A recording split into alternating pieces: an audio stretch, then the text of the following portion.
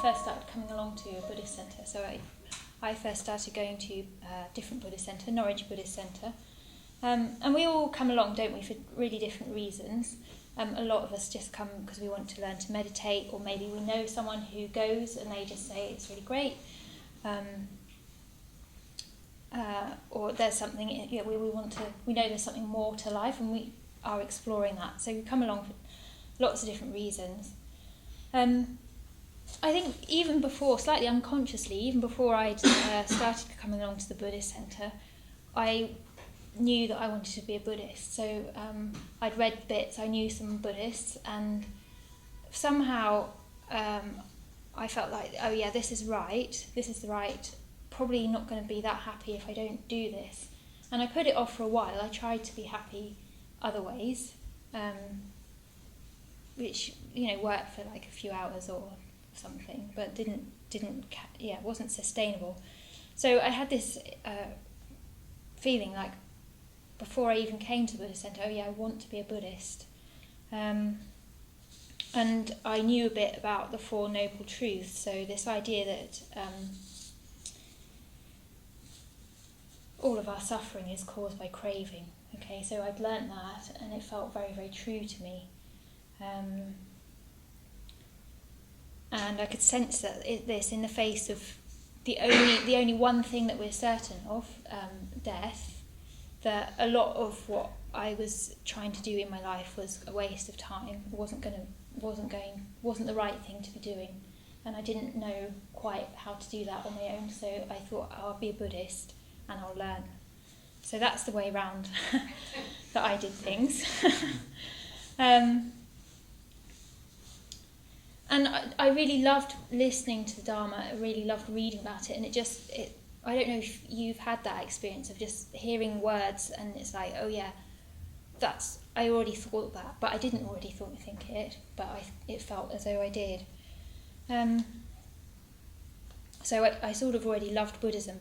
What I didn't know anything about and wasn't particularly interested in was ethics. I thought meditation was probably going to be the way for me, in the face of like, that was a sort of not very realistic at that time, the way my meditation was going.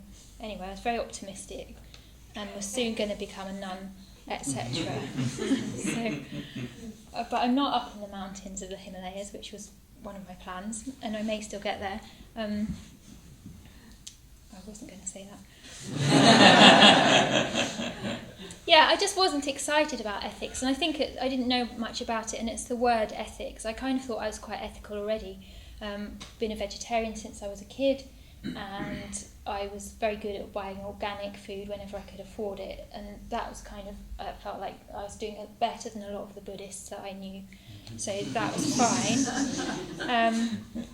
But as I've become more committed, I've actually become not only interested in ethics, but actually excited about ethics and the potential of ethics. And as I've practiced ethics and found out more and more about it, I just find what is central to living a Buddhist life, and that's what I've always wanted to do, live a Buddhist life. And it's crucial, ethics is crucial to our human development. So over the next few weeks we're going to be looking at ethics, and the material we've been using, some of you may have read this. It's called Not About Being Good, and it's by our very own Subhadramati, so hopefully she'll be putting in an appearance over the next few weeks as well to talk about this. So Not About Being Good, a practical guide to Buddhist ethics, and it's if you're interested in following up this, you can buy it from the bookshop.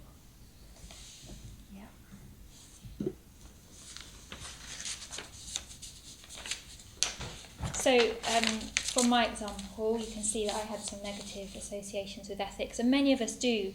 It's quite a broad term. We can think of it as rules that maybe constrict us. Maybe some of us attach to those rules so that we feel like we're being good. It maybe just seems like a load of shoulds and should nots, and who wants that? Or it could be this sense of ethics being do-gooding. And sometimes we can have a sense that people practice or use ethical behaviour to sort of contain themselves, do as least harm as possible, but without sort of living. Yeah, so we could do that, couldn't we? We could just sort of be afraid of ourselves and relating to other people, and the destruction we can cause in our relationships with other people. We could just hide ourselves away. But Buddhist ethics is not about that. It's not about suppressing our own nature. And it's not like this feeling that we should be kind or we should be really nice.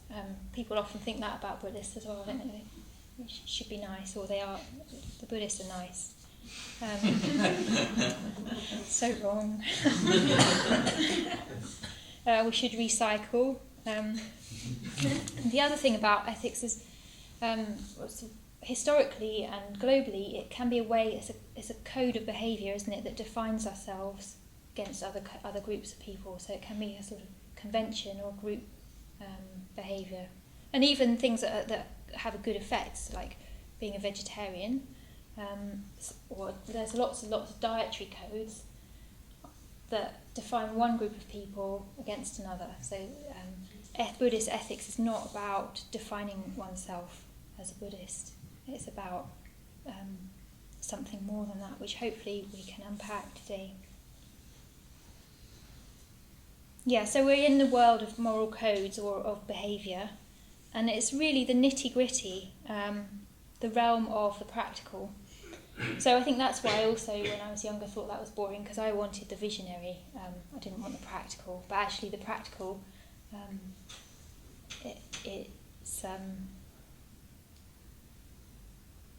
it's much more predictable. Yeah.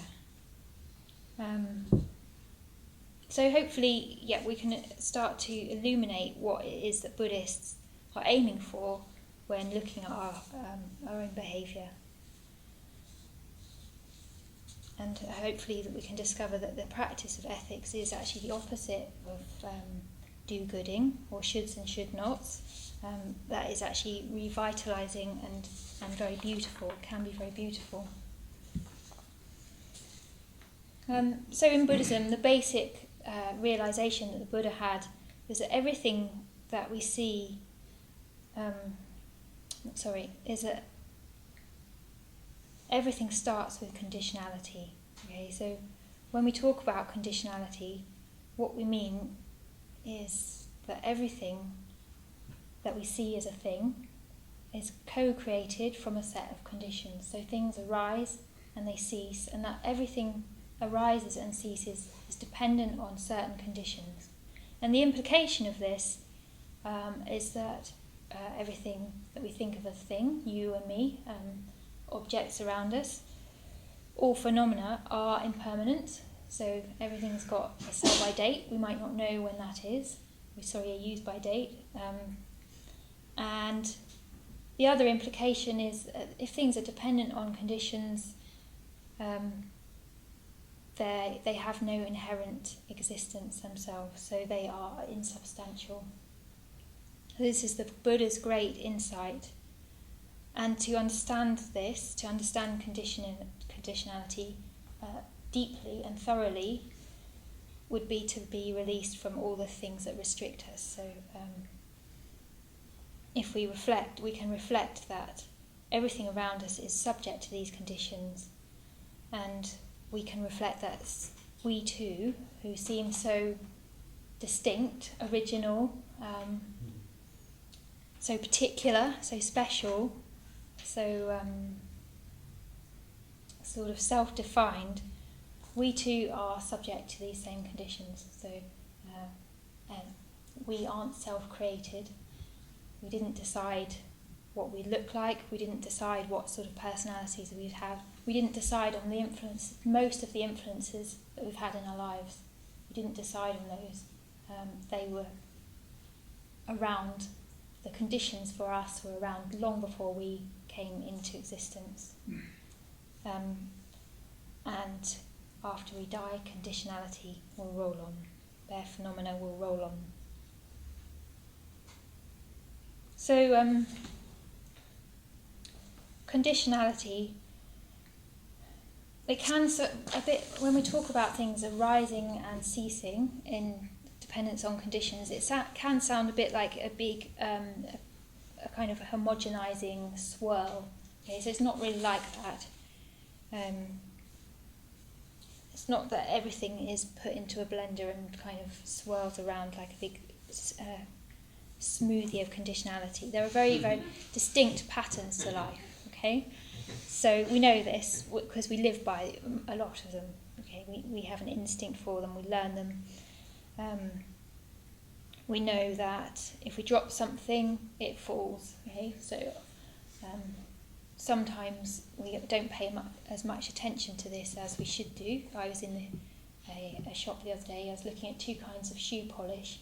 One was a cream brown in a glass pot, and one was in a tin. And I dropped on the tiled floor. I dropped the glass one. Okay, so it went everywhere. And splinters of glass. Shoe polish splattered everywhere. It was embarrassing to say the least. So we drop the shoe polish, it falls, it smashes. Yeah. So very basic physics happening there, isn't there? Plus lack of mindfulness. Things get more complicated. We water a seed, we give it the right conditions. It's not certain, but it's likely that that seed will grow into the plant, the same kind of plant that the seed came from. So there are. We can generally predict a lot of things going on in the world, can't we? I won't suddenly become a fish.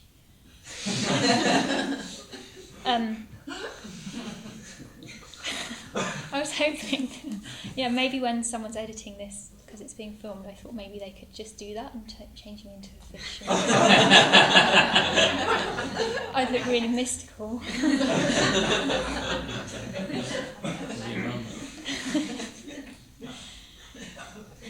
And even if we've had a really, really relaxing meditation, we're not all going to start sort of merging into each other like candle wax or something. Okay, so we're going to stay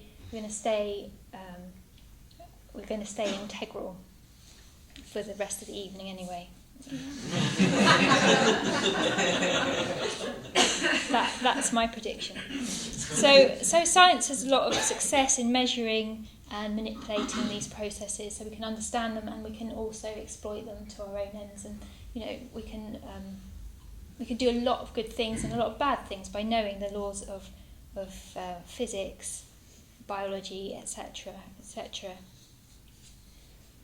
Very complicated and sophisticated things. And so life is patterned, phenomena is patterned, and it behaves in certain ways. And Buddhism divides these patterns up into 5. Okay, so there's a basic formula of 5 laws that we often talk about in this class. They're called the niyamas, the 5 niyamas. And the laws are, I'll just go through them. So these 5 laws, they sort of get more and more sophisticated as they go up. So the first of the laws is natural laws that govern inorganic matter. So, for example, this is the world of physics, the law of gravity. So that's the first law. The second law is the natural law that governs organic life. So basic life. For example, photosynthesis, growing a seed into a plant, that kind of thing. Then it gets more sophisticated. So we're moving on from the plant world to the animal world. So natural laws that govern simple, basic animal instinct, basic consciousness. I'm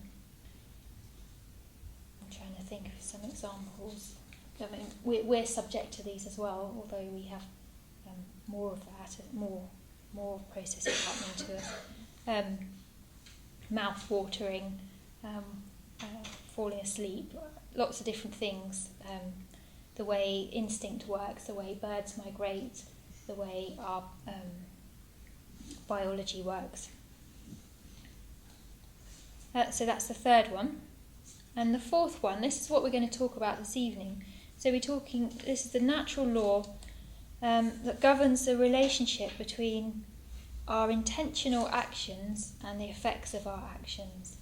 Okay, so you may know that this is the law of karma. We're going to be looking this evening at the law of karma, which is really, really important to understand to the extent that we are able to, if we're going to be practicing and putting Buddhist practices into effect in our lives. And then the fifth law is the law that means that human beings can become Buddhas. So we'll unpack this in future weeks. And this is called the Dharma Niyama. So we're really concerned, as Buddhists, we're really concerned with the Karma Niyama and the Dharma Niyama. And what happens in the Karma Niyama in the world of action, intentional actions, and the effects of our actions, is that we can refine ourselves up to the threshold of Buddhahood and over it, and that is a Buddhist life. That is what that's how to live. That is why we pay attention to our ethical actions. That is a Buddhist life.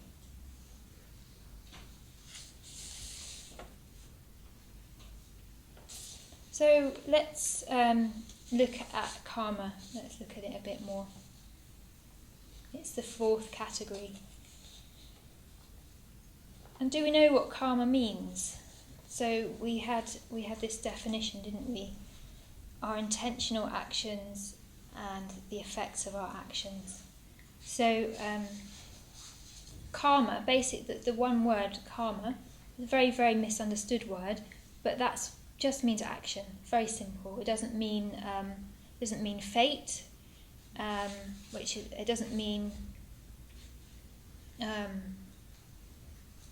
the sort of as kind of punishment that may come upon us if we've done things bad a year ago when we were children in previous lives. It doesn't mean a punishment, because that would imply someone who can dole out punishments, and there is no such person in Buddhist belief.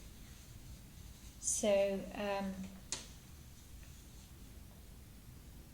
karma just means action, and what it gets confused with is karma vipaka. So vipaka is the fruits of our actions. Okay, so all it's saying, in a sort of basic way, is actions have consequences. We act, and there are consequences, and that we can become more and more attuned to that.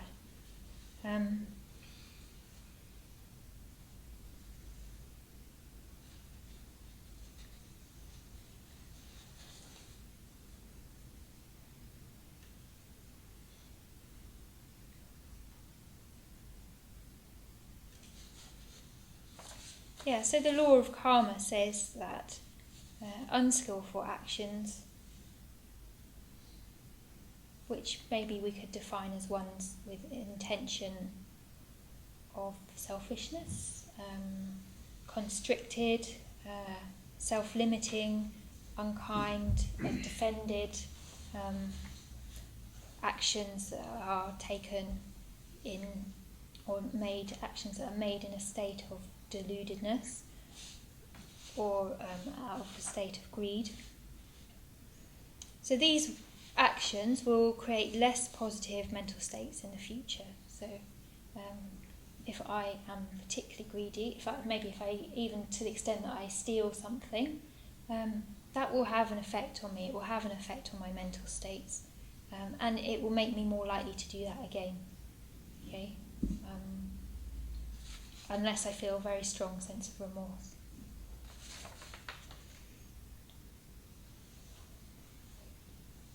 So we get caught in sort of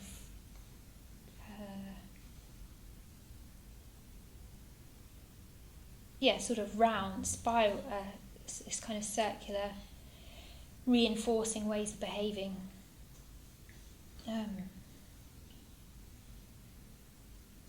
We not only experience bad effects of our actions, but we reinforce those actions. For instance, if we got a habit of sort of ruminating against someone, maybe, or people, or just a bit, maybe we're just a bit grumpy in our minds, the mind just gets used to doing that. We know this when we're meditating, don't we? So how familiar the storylines of our minds can be. And we think, well, what is the point of replaying that again and again and again? But that's just whatever the mind gets used to doing, it will keep doing it. And we start to act from that. And not only that, but the world reflects us back from whatever kind of behaviours we've been doing, whatever mental states we're in. We will sort of have a magnetic effect of that coming back to us. So, obviously, the good thing is that we can cultivate the opposite. So, we can act in a more confident, expansive, connected, clearer, brighter way. And this allows us to be more courageous and kind and confident in the future. So, if we go out of our way to be kind. So often in this class we do advise people, we give a practice, maybe a week's practice, just like do something extra. Yeah, just decide to do something extra every day to be generous, okay? Because we're often quite generous and we often do nice little things, but just that sense of deliberately moving beyond ourselves, it will have an effect on us, and it will have an effect on those around us. And this isn't always easy. Actually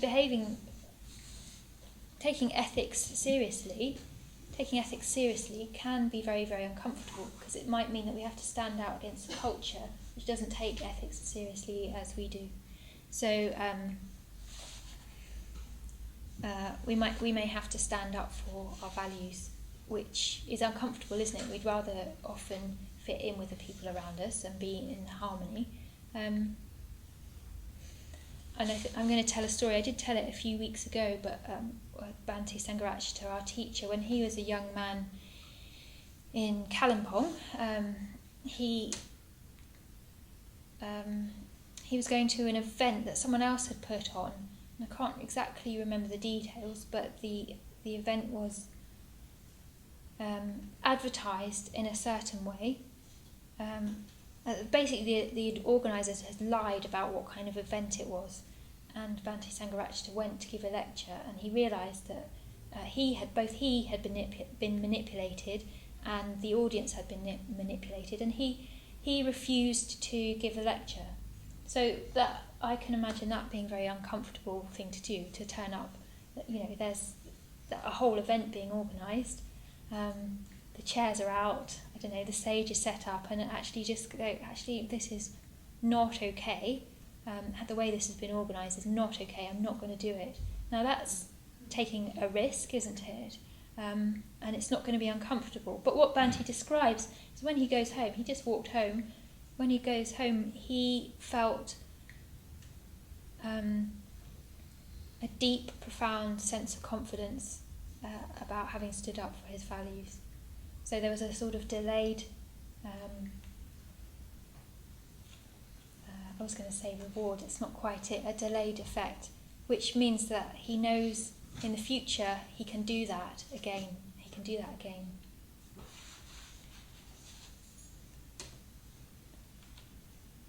So often we can look for sort of positive feedback from the world.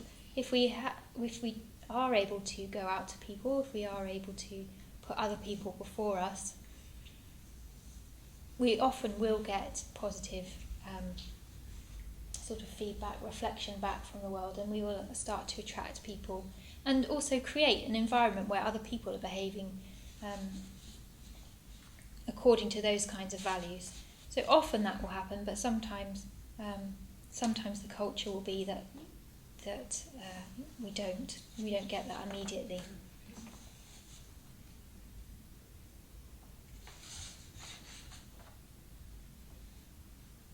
And I've certainly had a feeling sometimes where I haven't stood up for my values in the face, perhaps often in the face of group behaviour, and I haven't stood up for my values.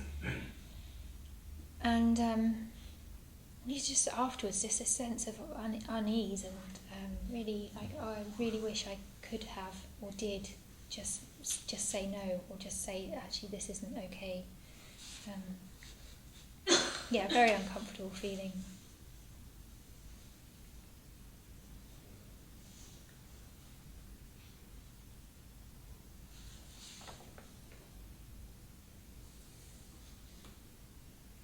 So we're talking about putting what we do with our minds at the centre, taking responsibility for our minds.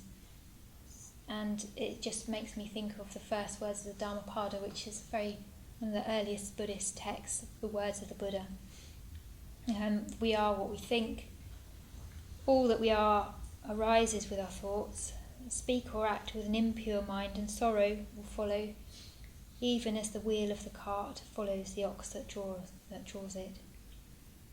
Sorrow will follow, even as the wheel of the cart follows the ox that draws it. We are what we think. All that we are arises with our thoughts. Speak or act with a pure mind, and happiness will follow, as your shadow unshakable.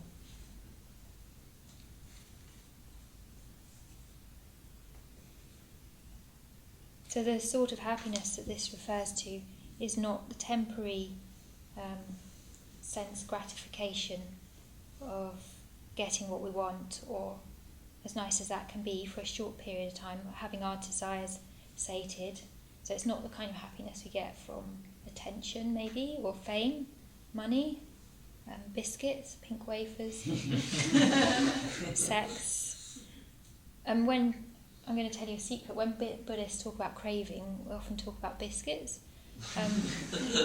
It means sex. Why are you offering out so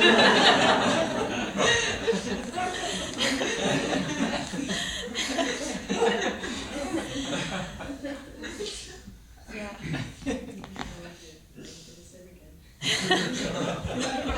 I've spoiled everything. So we're talking about the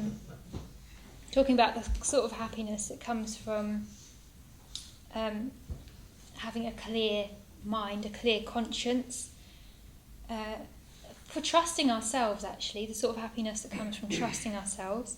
And this can be augmented, and as we refine our ethical practice, we become more and more trustworthy, more and more integrated. We trust ourselves, other people trust us. They trust us to perform actions or behave in such a way that isn't based on unskillful impulses. Okay? So we may have unskillful impulses, but we don't act on them, and we work positively against them.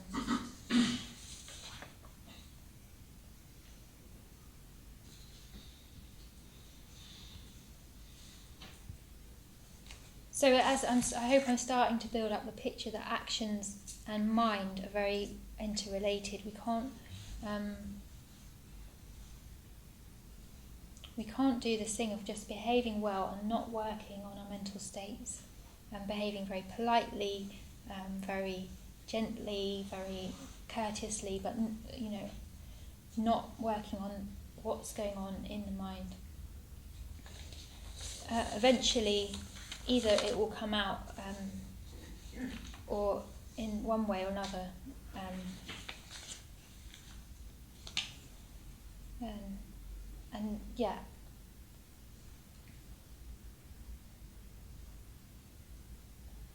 I'll say more about that in a minute. But I'm just going to read you a quote, actually. This is also from Bhante Sangharakshita.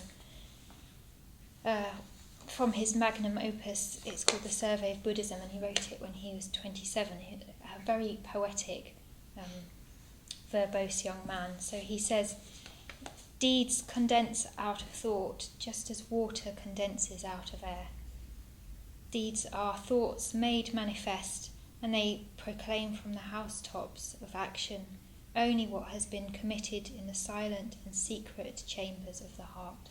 So really, the silent and secret chambers of the heart aren't self-contained. The deeds, our actions will come from them, whether we want to admit it or not. So mind processes are also actions. Habits of mind, whether avaricious or grasping or fantastical, bewildered or pushing things away, argumentative or angry, or the opposite of these, they will perpetuate. And it's good to notice the voices that these habits of mind take that justify what they're saying. So like the little thing that says, oh yeah, I really deserve it. I really deserve whatever it is. Biscuits.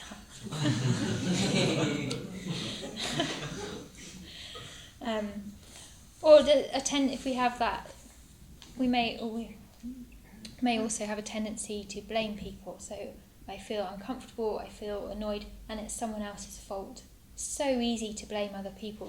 Other people don't behave well. That is a fact. Other people don't behave well, but that is not why we are annoyed. Okay, we are annoyed because we're not taking responsibility for our mental states. We're not empowering ourselves to do that in whatever way we need to. That is the most important thing we have to remember. It's not other people, it's always us. Always comes back to us. There's always something creative we can do with our minds.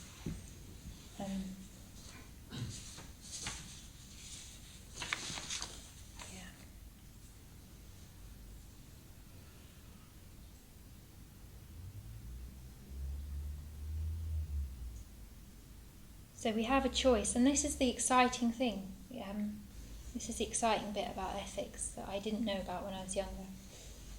This is where we can actually transform. So we have total responsibility for our mental states, so we can decide to do different things differently. And it takes a lot of work, and it takes a lot of awareness, and we'll need other things going on around us in our lives. So we'll need to be meditating. We'll need to be giving ourselves a chance to have space to look at our behaviour, to refine, get into quieter, more settled states of mind, more refined states of mind. We'll need good friends around us who have the similar values to us, but the work can be done, and it does work. It does work. We put the effort in, we get the results, just as naturally as dropping shoe polish onto the floor. So, and what this means for Buddhists is not just that we can be happy, it's not only that we become happier and healthier, maybe a bit more popular. What it means is that we can become like Buddhas. Okay, so we can actually become like Buddhas. So as Buddhists, we are aiming that our behaviour expresses a huge vision of transformation. A vision that starts to resonate more and more closely with reality.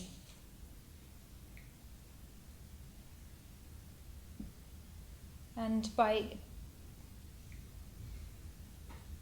doing this, we become closer to reality ourselves. As Padmasambhava, who was a Tibetan Buddhist, great Tibetan Buddhist guru, he says, although my vision is as vast as the sky, my conduct is as fine as the grains of flour. So what we're talking about is a sense of moving towards a liberation unimaginable. Maybe just if we really, really imagine, we can maybe touch with our imagination the edges of what that liberation might be like. A liberation unimaginable, and the very nitty-gritty, the very fine, everyday moments of our lives. So my conduct as fine as a grain of flour. It really matters. Ethics really matters, and our behaviour really matters. What we do with our lives is very, very important.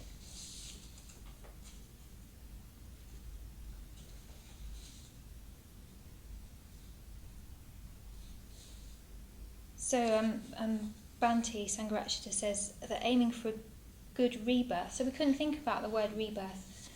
I'm not going to talk that much about rebirth, it is a Buddhist teaching, but for the moment, we can just think about it in terms of our next states of becoming. So, moving.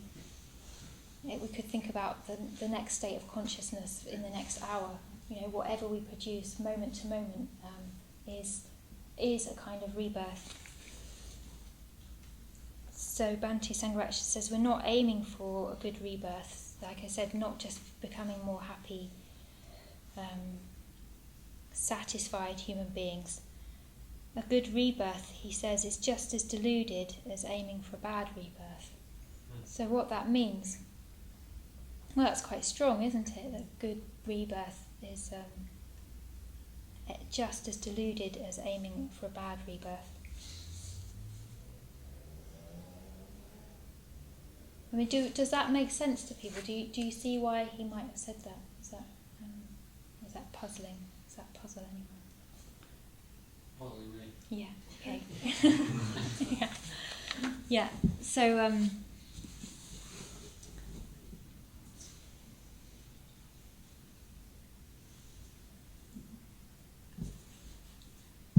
As Buddhists, what we're aiming for is to move to a position where we're totally invulnerable to the push and pull of worldly, of pain, pleasure and pain, and that if we think of ourselves being happy in a worldly way, so just a bit happier, a bit sort of healthy, positive people, just life goes well because we are good at life, yeah? So that's what we can do. We use Buddhist practice to become good at life. We relate well to people. Our relationships get better. Our family relationships get better. We become a good friend, which is all, it's really, really good, okay? So we're not going to in any way undermine that, but what,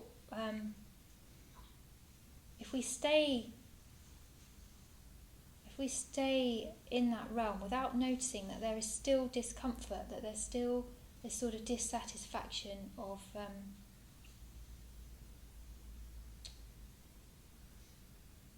that when we don't get what we want, we will still suffer, and when we do get what we want, we will want to hold on to it. If at any point we're in that situation, which we will be until we're enlightened, we're vulnerable to dukkha, to unsatisfactoriness. We're vulnerable to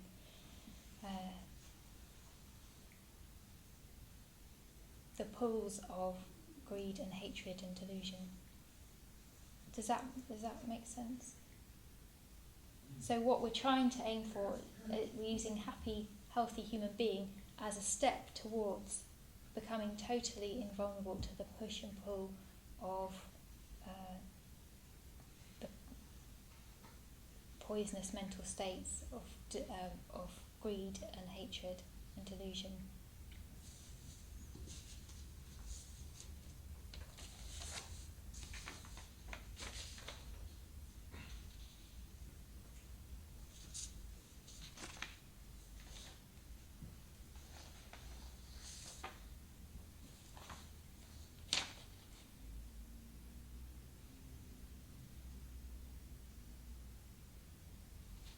So I just wanted to emphasise something about karma, that it is, all the niyamas, it's not Buddhist inventions, it's what the Buddha noticed that is natural laws. So it's something that we can perhaps observe in our own lives, that we can, and I would encourage you to do that, just observe the feelings, the feedback that we get when we act well. Pay attention to our sensations, pay attention to our inner world, our outer world, when we act in certain ways. So we could even, really notice if you are in a contracted mental state. Maybe you speak harshly to a friend, or maybe you sort of ignore someone or do something that you don't feel good about. Just really notice to see what happens to you after that. And it's not about sort of judging yourself harshly and saying that's wrong. what we're talking about is becoming, we're just saying, actually, I don't want to feel like that. I want to move to something more wholesome. And really, really notice when you give of yourself, what happens to you, how your mental states are after that. And I'd like to say I can promise that your mental states will be better, that you will feel more connected, which is a wonderful way to be.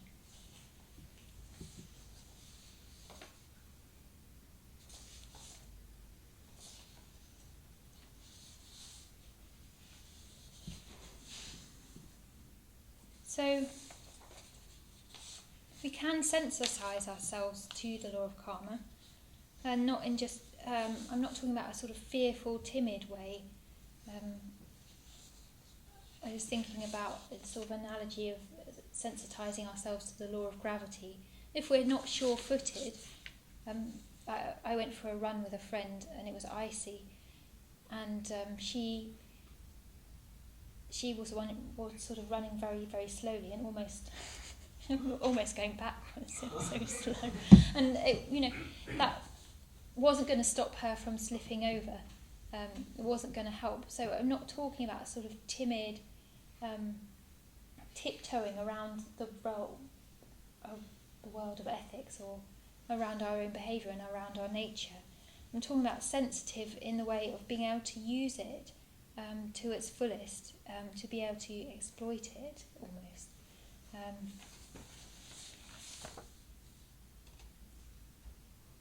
I was just thinking, just as a dancer or a great dancer knows the laws of gravity,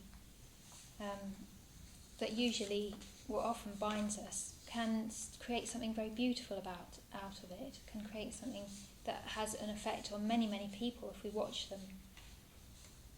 And it's the same law of gravity that caused my shoe polish to drop to the floor and splinters of glass to fly everywhere, can be produced to make a great work of art. And it's that kind of sensitivity that we're looking for, a sort of ethical, an artful, beautiful, ethical life. So we can train ourselves to resonate with all that lives and resonate with our deepest nature, with the deepest truths of reality. So I've done quite a very broad kind of overview of karma and ethics. I just wonder, now might be a good time for questions about or clarifications.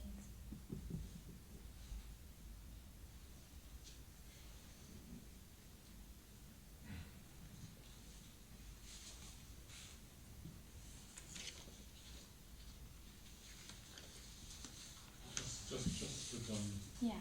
with hoping for a good rebirth. Yeah. Are we? Is hoping for a good rebirth, and is that unskillful because it's an expression of craving, or is it sort of misguided because it's an expression of? That's a good question. Yeah. I mean, I think it's okay to hope for a good rebirth, but I think what Sangharaj is talking about is the danger of trying to keep perpetuating a kind of happiness that limits us. Okay, so what he's saying is that kind of happiness is not real happiness. It's a very limited kind of happiness, and it's a danger, isn't it? I think a lot of people who are very contented with their lives aren't going to be searching, but there's something important about that search. Yeah.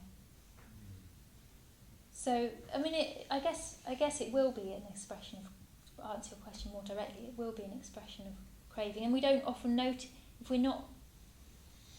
if we're satisfied, we don't notice craving, but it will be there. It will be there, yeah, and then it's taken away from us, so it goes and then we feel the pangs of it. Yeah. Just wondered if it might be helpful to just add an observation in relation to that question, which is that kind of question and the way that Bhante responded to it emerges quite strongly from the dynamics of the culture where he was living. So the idea that he would hope for a better rebirth is very much bound up with the politics and the culture of caste. So a kind of fatalism. So you have to do your dharma, or in the Hindu sense, your dharma, you have to do your duty in the hope that next time round it might not be so absolutely appalling if you're from a some untouchable background. I think that some of Bante's emphasis there was speaking to the Buddhism side, which is that we all, in whatever background, have the potential for enlightenment, and that's related to our actions now. It maybe sounds a bit different in the culture where we've got different challenges to those, but just in case that was helpful. Yeah, it was, yeah. And I think it's a kind of universal. It's a bit challenging, but I think there is something universal that can be applied to us now. Yeah, I think it's a danger for us actually.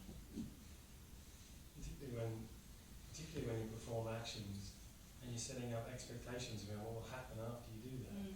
So you do something good you try and do something good for other people or whatever, but secretly you want something in return down the line.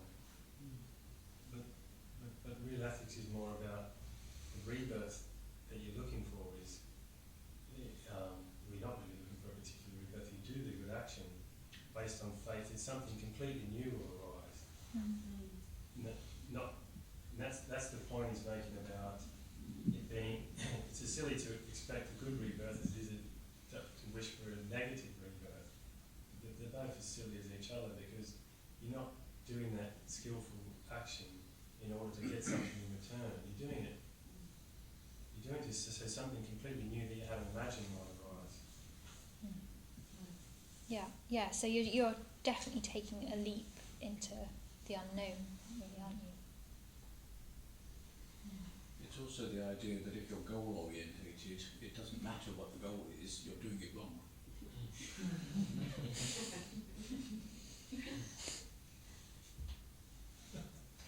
Just trying to follow that. Well, it's like you were saying, if you're doing something because you want a specific result, then you aren't acting skillfully. You are craving after a result. So you're doing things to meet your craving.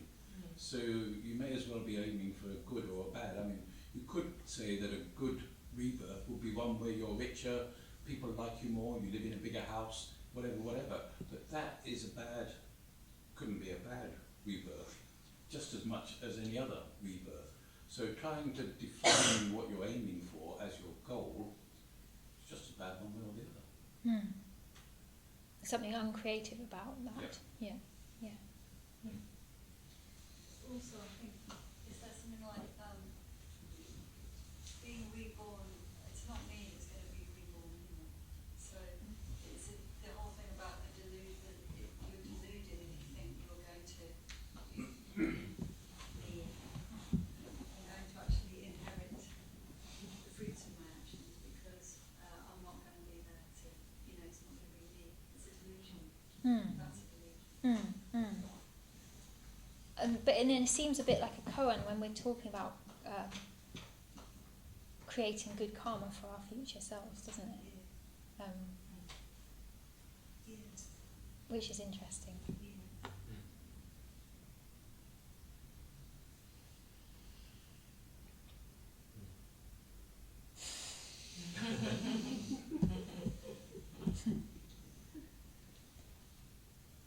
I mean, in one way I think about karma, actually to think about one's future self is you can just think about one's future self like tomorrow or a year's time as someone else, because that person doesn't yet exist, and we can just be generous to that person. So what would you like that person to inherit? What kind of mind would you like that person to inherit? What kind of attributes would you like that person to inherit?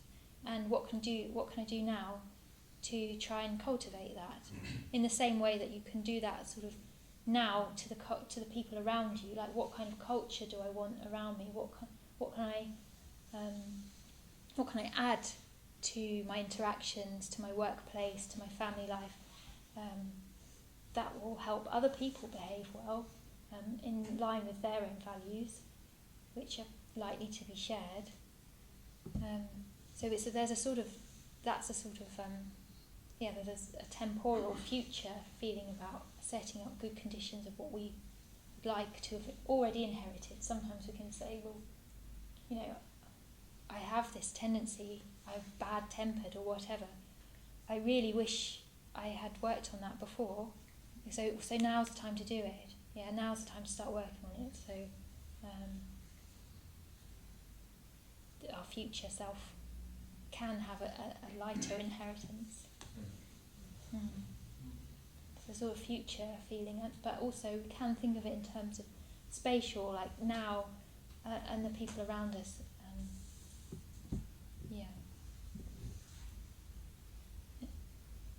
Oh, yeah, hi. Slightly different, actually. If you're subject to conditionality, so that even your own character is a set of conditions that hasn't been controlled by you, how can you ultimately control your actions? Yeah, that's a really good point. Well, I think one of the, at the level of karma, nirma, so we talk about willed action. So as human beings, we have got some sense of being able to make decisions that are beyond instinct or beyond other forces. So we have some sense of we can override certain aspects of our behaviour. So we've got this facility or faculty for making moral choices, and the extent that we have free will is like a huge discussion. But we do have ethical agency. We can make decisions, and because what we can do is we can observe ourselves,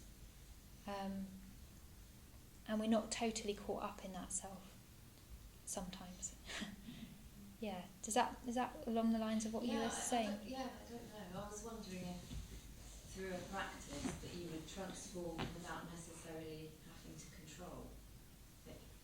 So that point about not being good resonated with me, because then I thought it wouldn't be a moral question of like I've chosen to do the right thing, but I've practiced a state of mind, but then I naturally did the right thing. Yeah, okay, yeah, so that's interesting. So I think we can't always rely on ourselves to naturally do the right thing, but that's what we're aiming to do. So a Buddha would be spontaneously, naturally ethical, wouldn't have to apply any sort of code of behaviour, wouldn't have to apply any precepts.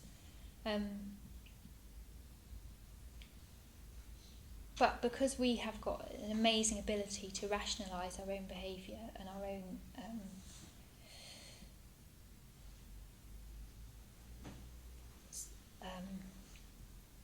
sort of selfish desires, we might well just be rationalising certain choices that we make and saying, oh well, it felt right,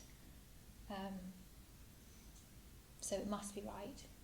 So that's when we can apply a sense. That's when we can apply ethics, maybe the precepts, we can just hold a mirror up to our behaviour and just see if it works. So it might feel right for me to lie because I want to protect myself or something like that. Like it would have been very uncomfortable in a certain situation to tell the truth. But actually I can say actually, okay, so I don't want to lie, and I am lying, so what's going on and what's the discrepancy there? So it helps to have something external other than our own inner guide, which can go off course. Does that answer your question? What's Okay. Yeah. Have you got a question? Yeah, I mean, I think in a way you made